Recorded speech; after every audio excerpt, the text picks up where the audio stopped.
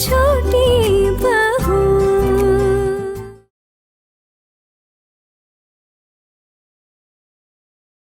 अन्याय के खिलाफ आवाज उठाना कोई गलत बात तो नहीं है ना? मैं भी यही मानता हूँ। मेरी छोटी बहू ना बिल्कुल आप ही की तरह सोचती है, लेकिन मुझे ऐसा लगता है कि औरतों को इतनी बातें करना शोभा नहीं देता। दुर्गा, आजकल ये लड़के लड़कियों में कोई भेदभाव नहीं है और होना भी नहीं चाहिए। तुम इस बात को अब मान लो, औरतें भी काबिल है हर काम करने के लिए। आपको पता है शुद्ध, मेरी छोटी बहू ने छुप छुप कर बीए की परीक्षा दी है। वैसे तो मैंने उसे परीक्षा देने के लिए साथ दिया था, लेकिन वो समझती कि मुझे ये बात पता नहीं। वैसे मैंने उसे ये बात समझने नहीं दी, लेकिन वो भी कम सयानी नहीं है, सब कुछ समझती है। ये हुई ना मेरे बचपन की पार्वती जैसी बात। मैंने कभी ऐसा सोचा नहीं था कि इस तरह कभी घूमने आ पाऊंगी। मेरी बहुत इच्छा थी कि बाबा के दर्शन करूं। आज उनके दर्शन करके मन को बहुत शांति मिल रही है। और फिर मैंने पूजा भी तो की, अपने घर वालों की सुख शांति के लिए। और मेरे लिए कुछ नहीं मांगा बाबा से? मैं आपके लिए क्या मांग सकती हूँ शत्रुघ्न? क्यों? मेरा भला मांगने वाले लोगों की लाइन लगी है क्या? और कौन है मेरा? सच मानिए, मैं यही चाहती हूँ कि आप हमेशा खुश रहें। मैंने आज बाबा से यही कहा कि आपकी देखभाल करने वाला कोई नहीं है, तो आप हमेशा ऐसे ही स्वस्थ रहें। और फिर मैं भी यही चाहती हूँ। अगर उस दिन मेरे पास चली आती तो कमी नहीं होती मेरी देखभाल करने वाली की। तुम होती मेरे पास।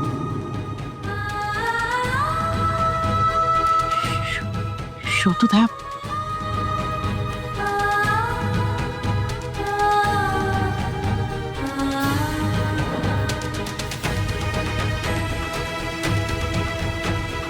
क्या मैंने कुछ गलत कह दिया?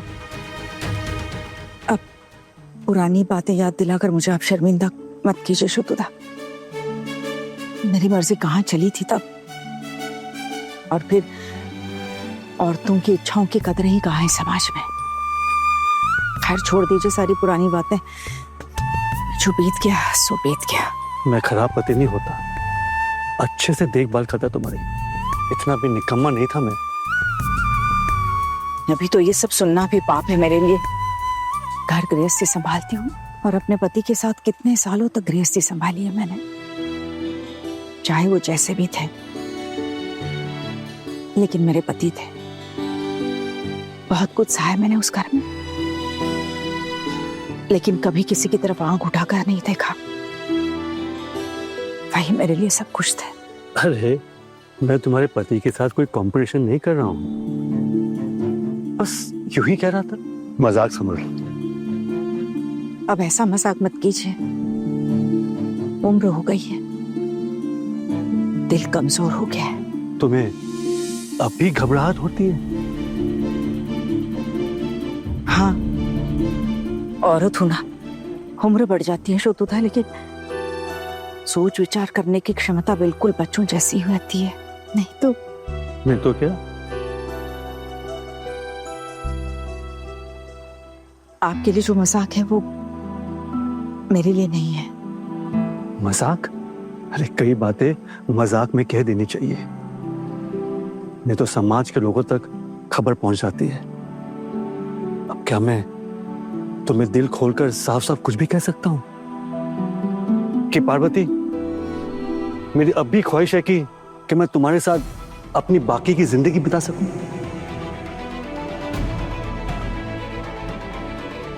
तुम्हें ना पाने की कश्मकश लेके जी रहा हूं मैं।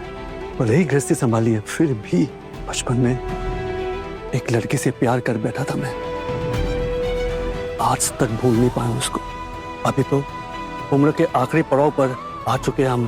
अब तो नहीं कह सकता हूं कि चलो ना हम अपनी बाकी की जिंदगी एक साथ बिताते हैं। कम से कम जितने दिन बचे हैं खुश रहेंगे। हाँ, अगर विदेश होता तो कोई दिक्कत नहीं थी, लेकिन हमारे देश में तो ये ऐसा मत कहिए श्रुतुदा, ये सुनना भी मेरे लिए पाप है। इस उम्र में इस विधवा से ये पाप मत करवाइए। तुम विधवा और मैं विदुर आज तक पूरी जिंदगी अपने कर्तव्यों का पालन ही तो करते आए। आज तक हमने किसी के साथ धोखा नहीं किया, और अब तो हमारे अपने रहे भी नहीं इस दुनिया में। इसलिए बस कभी कभी ऐसे सोच लेता हूँ। आपके पाँव पड़ती हूँ, ईश्वर के लिए चुप हो जाइए, मत कहिए ये सब मेरे सामने। औरतों को गृहस्थी संभालने का बड़ा लालच होता है। भले ही पति इस दुनिया में नहीं रहे, लेकिन घर गृहस्थी संभालने का मौका पाते ही खुद को रोक नहीं पाती हैं औरतें। फिर चाहे कितनी ही अड़चन क्यों ना आ जाए, कूद पड़ती है अपने परिवार संभालने के लिए। और फिर मैं अपने हदों से बाहर नहीं निकलना चाहती हूँ श्रुतुदा। मैं खुद को संयम में रखना चाहती हूँ। संयम में रहने की कोई जरूरत नहीं है। दिल की हसरतों के लहरों के सामने संयम टिक नहीं पाएगा। लेकिन तुम फिक्र मत करो, मैं तुम्हारी जिंदगी में ऐसी लहर नहीं बनूंगा जो तुम्हें झंझोड़ कर रखते हैं। बस कभी कभी मुलाकात होती रहे तो बाकी की जिंदगी सुकून से बीत जाएगी।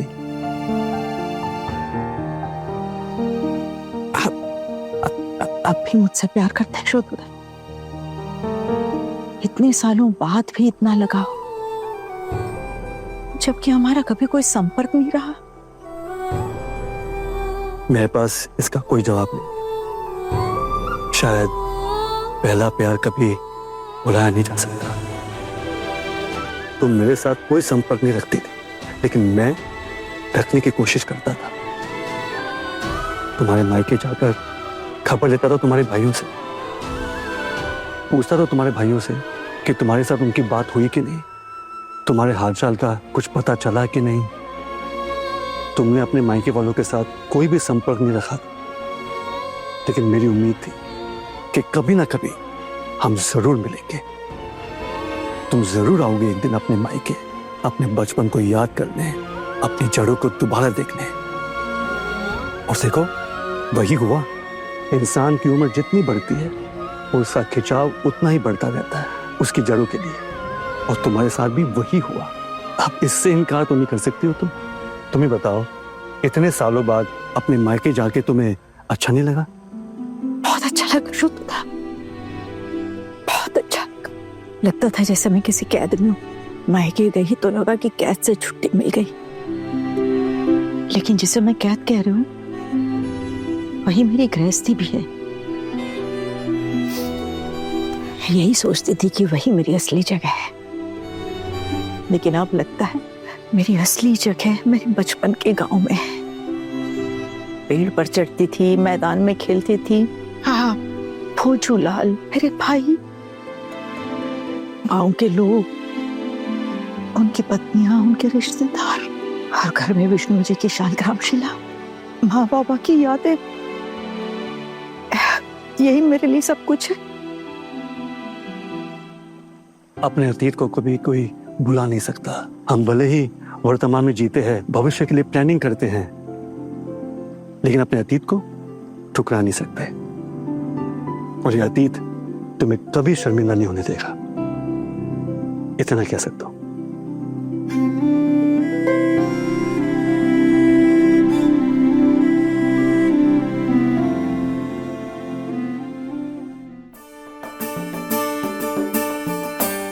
हमारी शोना दीदी कितनी अच्छी साइकिल चलाती है। देखना, ये कंपटीशन तो वही जीतेंगे। मैं तो यहाँ से हिलने वाली नहीं हूँ।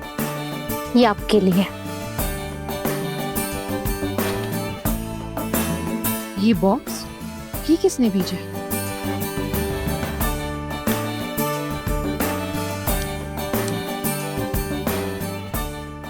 7 अक्टूबर का इनविटेशन शाम 7 बजे।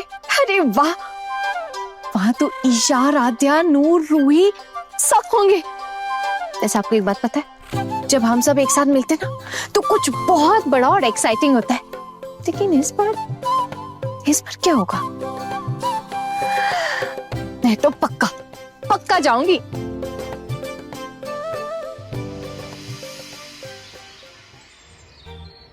24 घंटे से चल रही प्रतियोगिता को खत्म होने में बस अब कुछ ही सेकंड रह गए हैं। मीता दीदी जल्दी।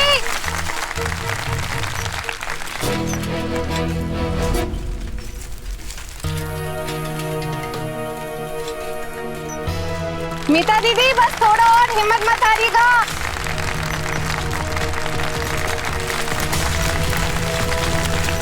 कल से आज तक 6 प्रतियोगी कंपटीशन से बाहर हो चुके हैं। फिलहाल 11 प्रतिभागियों में से केवल 5 प्रतिभागी अभी बचे हुए हैं। इनमें जो पहले 3 लोग पहुंच पाएंगे वही विजेता घोषित होंगे। 19,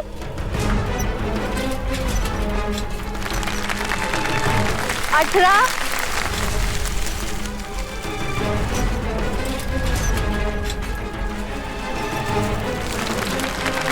9,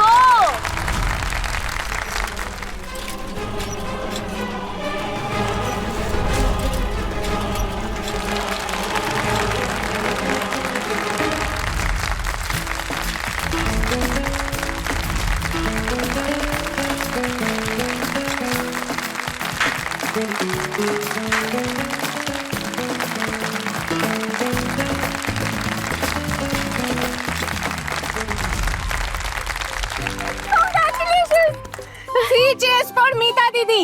Hip hip hooray! Hip hip hooray! Hip hip hooray!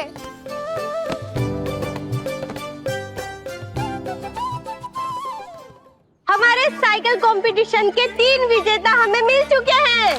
सबसे खास दूसरे स्थान पर है हमारे मोहल्ले की बहू। किसी को पता भी नहीं था कि वो इतनी अच्छी साइकिलिस्ट है। हम सभी को बधाई देते हैं उनकी सफलता के लिए। बहुत बहुत बधाइयाँ आप सबको।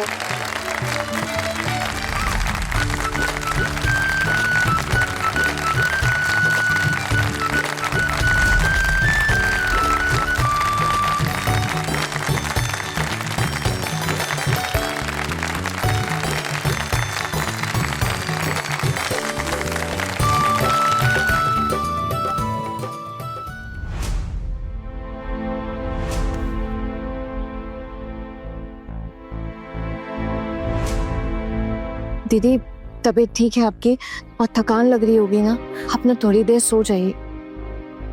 ये देखिए हमने ना ये 2 बेंचों को मिलाकर बिस्तर बनाया है। देखना तेरे लिए हमने साड़ी का पर्दा भी लगा दिया, आराम से सो जा। हमारे पास घर तो रहा नहीं।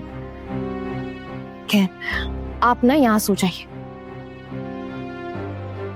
आना वैसे सब यही कह रहे हैं, जब से तुम सबको घर से बाहर देखा है घर वापस बुलाने के लिए कह रहे हैं।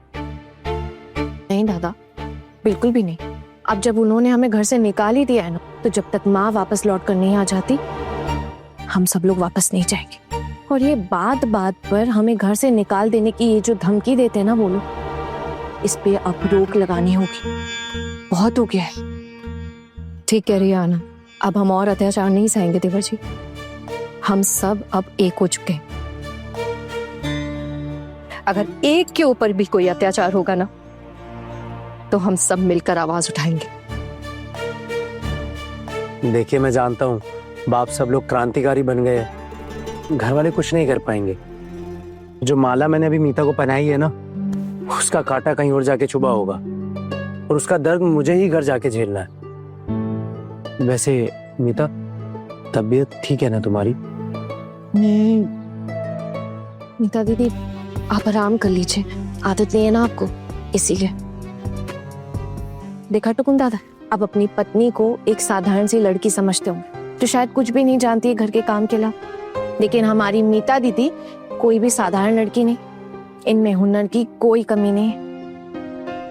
वो कहते हैं ना, जैसे हिरन खुद अपनी ही कस्तूरी की खुशबू से अनजान रहता, उसी तरह घर वाले जो अपनी ही बहुओं की काबिलियत से अनजान है। खैर ये सब छोड़िए, आप ये बताइए हमारा कबड्डी का कंपटीशन देखने आएंगे ना? अभी कुछ समय में बस चालू होने वाला है। हाँ मैं जरूर आऊंगा। वैसे आप लोगों ने खाने में क्या बनाया है आज? हरी देवर जी, खिचड़ी, आलू भुर्जी और साथ में चटनी भी बनी है, खाकर ही जाइएगा। इतना भी बुरा खाना नहीं बनाया देवर जी। मैं दूँ आपको, खाएंगे ना? थोड़ा सा खा सकता हूँ, पर पहले अपनी देवरानी को तो खिलाइए आप। ओहो, पत्नी के बारे में सोच रहे हैं अपने से पहले। देखा आना, बहुत अच्छी बात है वैसे ये। हाँ, अच्छी बात है दीदी, कम से कम हम में से किसी के पति को तो अपने पत्नी के खाने पीने का ख्याल है। यही बहुत बड़ी बात है। देखो छोटू भी परवाह करता है, तुम्हें पता है ना। बस क्या है ना, वो अभी घर वालों के खिलाफ आवाज नहीं उठा पाता। इतना बुरा नहीं है वो शांत टाइप का लड़का है ना थोड़ा। छोटू बचपन से ही ऐसा है, उसको भी सही और गलत की पहचान है। टुकुन दादा, शांत रहना जुर्म नहीं है, व्यक्तित्व का ना होना जुर्म है। बुरा मत मानिएगा, लेकिन आपके छोटे भाई में चाहे कितनी भी अच्छी क्वालिटीज क्यों ना हो, उनमें पर्सनालिटी नहीं है। और जिस इंसान के पास पर्सनालिटी ना हो ना, उसके साथ हमेशा हर परिस्थिति में कॉम्प्रोमाइज करना पड़ता है। और मुझे कॉम्प्रोमाइज करना बिल्कुल पसंद नहीं। मेरे पति के होते हुए भी मुझे पूरी रात सड़क पर बितानी पड़ी। इससे बड़े दुख की बात और क्या हो सकती है?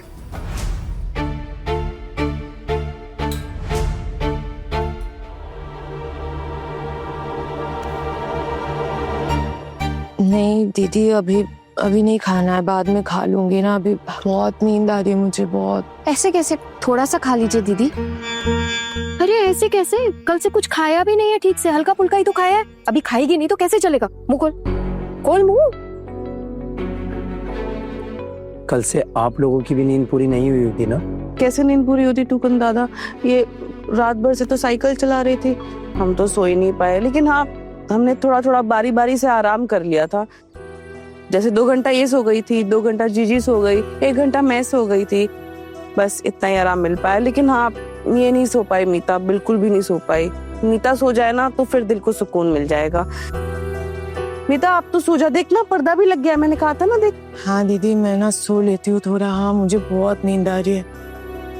वैसे प्राइज आज देंगे या फिर कल? टुकुन दादा बोला तो था कि आज ही देंगे, देखते हैं। ठीक है, मैं चलता हूँ, एक बार घर पे दिखाता हूँ, पता नहीं उधर क्या चल रहा होगा। हाँ दादा, आप चाहिए, अच्छा रहेगा। घर पे भी तो किसी को मैनेज करना पड़ेगा ना। अब यहाँ पे इतना बड़ा धमाका जो हो गया। ठीक है, मैं चलता हूँ। अरे एक सेकंड, खाना तो खा कर जाइए दादा। हाँ देवर जी। तुम लोग खा लो, तुम्हें कम पड़ जाएगा। मैं तो घर पे भी खा सकता हूँ ना। ठीक है, ऑल द बेस्ट। अच्छा तो मैं अब सो जाती हूँ। हाँ आप सो जाइए। और कबड्डी कंपटीशन तो शुरू होने वाला है ना दीदी? आप अगर सो जाएंगी तो हम आपको उठाएंगे नहीं। हाँ नहीं आना नहीं। मेज दीदी कबड्डी कंपटीशन में हिस्सा ले रही है, मैं कैसे सो सकती हूँ? बाद में कभी सो लूंगी, बहुत टाइम मिलेगा। तो आप सब जानते ही हैं कि हमारे यहाँ बहुत जल्द कबड्डी कंपटीशन शुरू होने वाला है।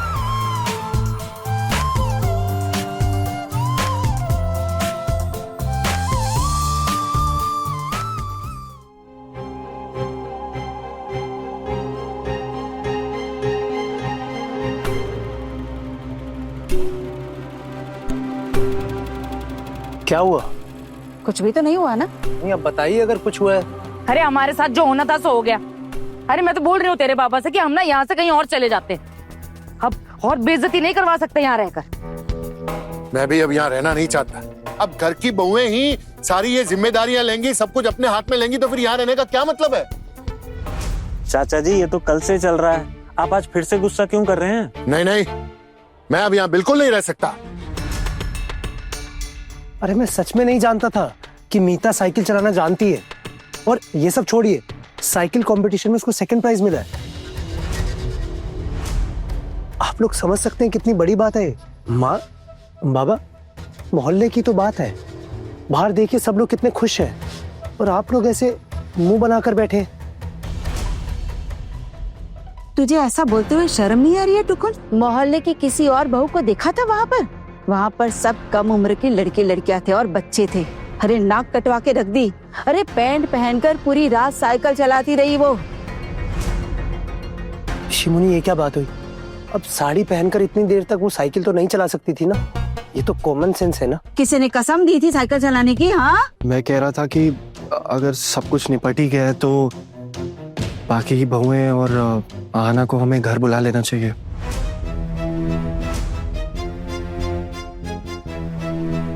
आप लोग ऐसे क्यों देख रहे हैं? समय नहीं हुआ है क्या बुलाने का?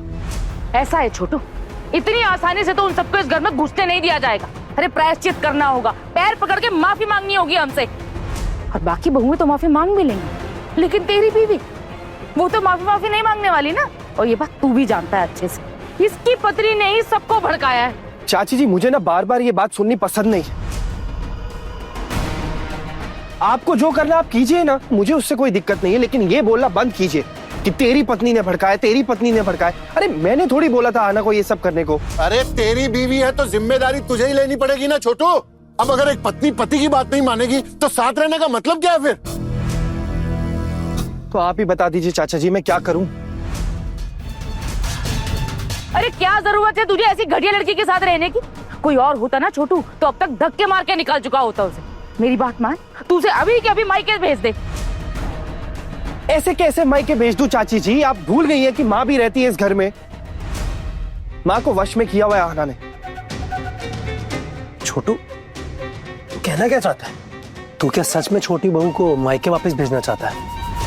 अगर बड़ी माँ की बात है तो बड़ी माँ को मैं समझाऊंगा, मैं मैनेज कर लूंगा उनको। आप क्या कहना चाहते हो? मतलब क्या आपकी बात का? मतलब ये है, तू कह रहा है ना कि तुझे आना के साथ रहना नहीं है, उसने बड़ी माँ को वश में कर लिया है, तू उसे संभाल नहीं पा रहा है और तुझे जबरदस्ती उसके साथ रहना पड़ रहा है। अगर बड़ी माँ की बात है ना तो बड़ी माँ को मैं बोल दूंगा कि वो तुम दोनों के बीच में ना आए, और तू आहना को बोल दे कि वो अब इस घर में नहीं रह सकती है।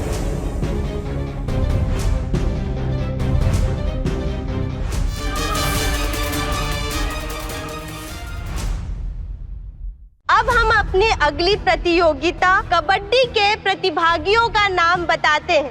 पारोमिता सेन।